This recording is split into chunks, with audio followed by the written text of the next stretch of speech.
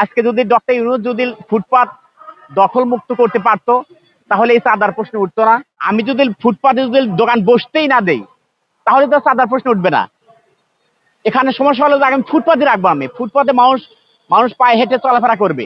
1971 সালে যখন যুদ্ধ হয়েছিল তখন কিন্তু একটি বৈষম্যের কারণে যখন আমাদেরকে শোষণ করা হতো তখন এমন একটা পর্যায়ে হয়েছিল তখন যুদ্ধ সংঘটিত হয়েছিল।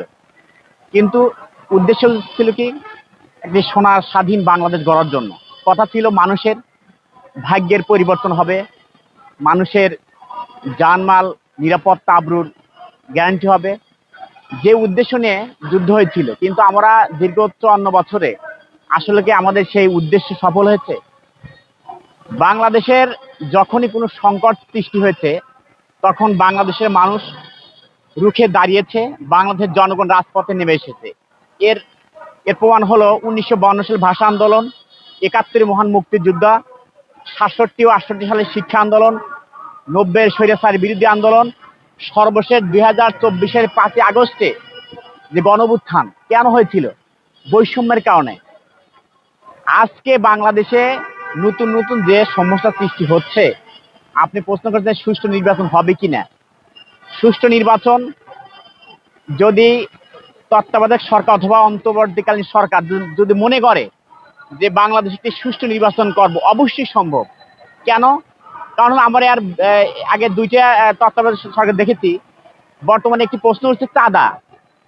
ফুটপাতে বিভিন্নভাবে দোকানপাট বসায় চাঁদা উঠায়, এইটাই তো প্রশ্ন।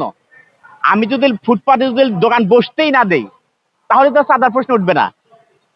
এখানে সমস্যা হলো যে আমি ফুটপাতে রাখবো, আমি ফুটপাতে মানুষ মানুষ পায়ে হেঁটে চলাফেরা করবে। আর যে পায়ে হেঁটার দূরত্ব বেশি হচ্ছে, গাড়িতে চলাফেরা করবে, রিক্সা আছে। এই ফুটপাতে যদি উচ্ছেদ করতো, ডক্টর ইউনূস যদি একটা পদক্ষেপ নিত যে ঢাকা রাজধানী সহ সারা বাংলাদেশের সরকারি যে জায়গাগুলো আছে এখানে কোনো অবৈধভাবে কোনো দোকানপাট বসতে পারবে না, এ ধরনের যে একটা অভিযান চালাইতো। আমরা দেখেছি বিগত 2006 সালে ফখরুদ্দিন যখন সে দায়িত্বে আসলো তখন কিন্তু রাস্তাঘাটে ফুটপাতে দোকানপাট ছিল না এবং অবৈধভাবে যারা দখল করেছিল রাস্তাঘাট সেগুলো সব উদ্ধার করেছিল। কিন্তু এই বিগত কয়েক মাসে এই রাস্তাঘাট যে সরকারি জায়গাগুলো আছে, যে জলাবদ্ধতা শুরু করে মানুষের চলার যে পথ ফুটপাত, সেটা দখলমুক্ত করার যে নজির আমরা পাইনি। আজকে যদি ডক্টর ইউনূস যদি ফুটপাত দখল মুক্ত করতে পারতো তাহলে এই চাঁদার প্রশ্ন উঠতো না। আজকে বাংলাদেশের প্রত্যেকটি জায়গায় আমরা ঘুমাতে পারি, নিশ্চিন্তে ঘুমাতে পারি। এখন আমরা আমাদের সে পুলিশি ভয় নেই। এখন ডক্টর ইউনূস অন্তর্বর্তীকালীন সরকার প্রধান, তিনি যদি বাংলাদেশের একটি সুন্দর সুশৃঙ্খল সুষ্ঠু গণতান্ত্রিক নির্বাচন উপহার দিতে চান, এক্ষেত্রে তার সকল বাহিনী, পুলিশ, বিডিআর, আর্মি, র্যাব সকল বাহিনী কাজ লাগাইতে হবে এবং বাংলাদেশের মানুষের জনগণের যে আস্থা সেটা ফিরে নিয়ে আসতে হবে। কারণ আপনারা জানেন যে তার সমালোচনা হবেই, একজন মানুষ সবার কাছে ভালো হতে পারে না। কারণ এখানে আপনি বিভিন্ন শ্রেণী পেশার মানুষ এই বাংলাদেশে বসবাস করে, এক একজনের মত এক একভাবে প্রকাশ করে। কিন্তু রাষ্ট্রের চেয়ারে যখন বসে সে দায়িত্বশীল, সবার সে সে অন্তর্বর্তীকালীন সরকার।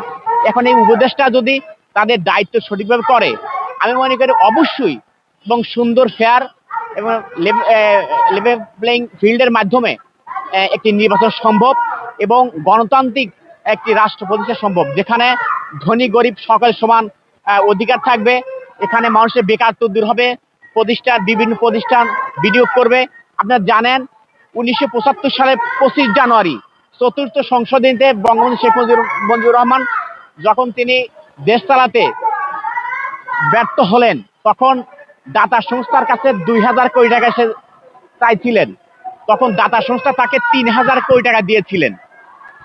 সেই 3000 কোটি টাকার ভিতরে সেই রংপুরে জেলেপাড়া বাসন্তীও কিন্তু সেই টাকা থেকে বঞ্চিত হয়েছিলেন। কারণ সে জেলেপাড়ায় সে বাসন্তী বস্ত্রের অভাবে জাল পরিধান করে তাকে থাকতে হয়েছিল। আমরা দেখেছি, চত্বরের শাসন আমল দেখেছি। আজকে বাংলাদেশে গণতন্ত্র একটি রাষ্ট্রে প্রতিষ্ঠা করতে হলে নির্বাচন দিতে হবে এবং সেই নির্বাচন পরিবেশ সৃষ্টি করতে হবে। আজকে এমন যদি হয় যে না, এর আগের দিনই বোস কাস্ট হয়ে গেছে, বোস শেখ হাসিনা সরকার থাকাকালীন এইচটি মামের সে কো চেয়ারম্যান ছিল, তিনি ওই রাইতেই বলে সমস্ত ভোট বলে সে ছিনিয়ে নিয়েছিলেন। কিন্তু এরকম পরিবেশ হবে কেন? বাংলাদেশের মানুষ নির্বিঘ্নে ভোট কেন্দ্রে যাবে, তার পছন্দের পার্টি ভোট দেবে, এই ধরনের একটি পরিবেশ সৃষ্টি করা এর দায়িত্ব অন্তর্বর্তীকালীন সরকারের। এজন্য যে ধরনের বাহিনীর তার প্রয়োজন সে মাঠে মোতায়েন করবে এবং বাংলাদেশে এই দখলমুক্ত এই যে ফুটপাত কিভাবে দখলমুক্ত করবে এই দায়িত্ব অন্তর্বর্তীকালীন সরকারের। আমি মনে করি এরকম একটি সম্ভাবনাময় সময় আসছে সামনে। বাংলাদেশের মানুষ ধীরে ধীরে শ্বাস নিতে পারছে, গণতান্ত্রিক রাষ্ট্র প্রতিষ্ঠা হবে, মানুষ নির্বিঘ্নে চলাফেরা করবে।